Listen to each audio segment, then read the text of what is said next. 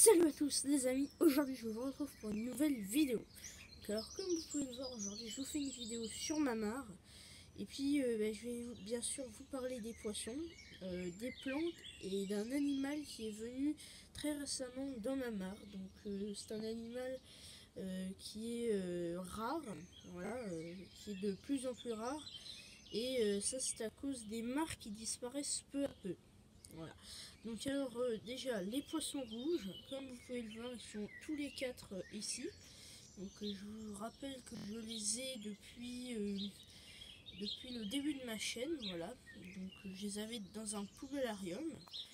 Ici vous pouvez voir le carassin dont je vous avais déjà parlé de la première vidéo de la mare.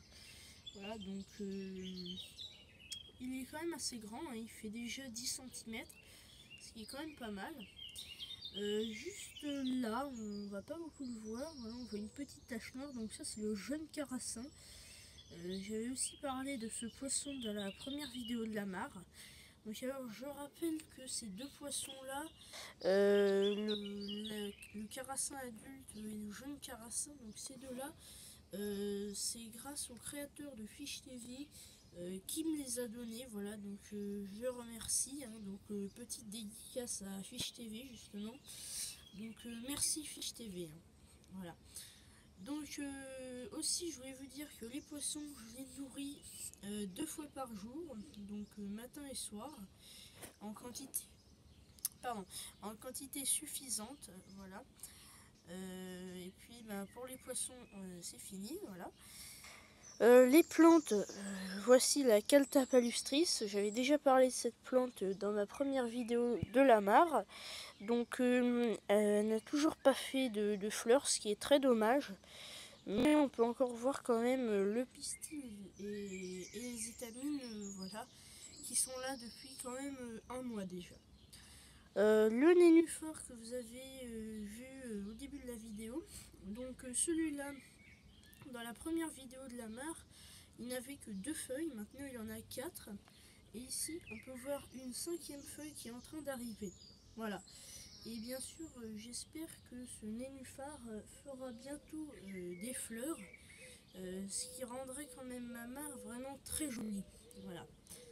Donc, ça serait sympa. Et bien sûr, l'Echisetum japonicum. Donc, je vous rappelle quand même qu'il est quand même assez grand. Il fait déjà 45 cm. Donc, voilà.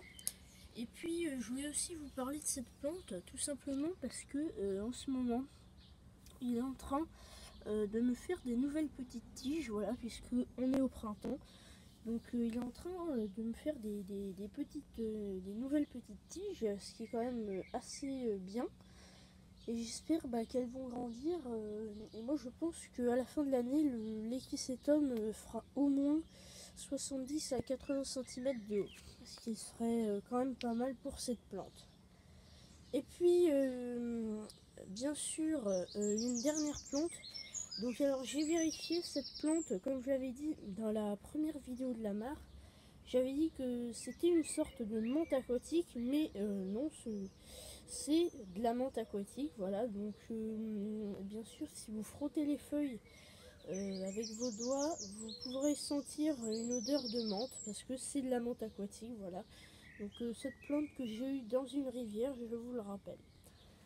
Et puis bien sûr, l'animal qui est venu récemment dans ma mare. Donc alors, j'en ai vu passer ce matin, voilà.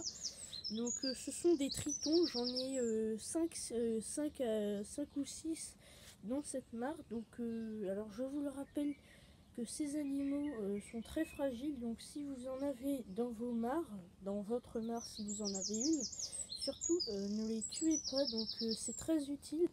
Justement, si vous avez une mare et que si vous avez des tritons, les tritons mangeront les moustiques qui viendront pondre leurs œufs dans votre mare.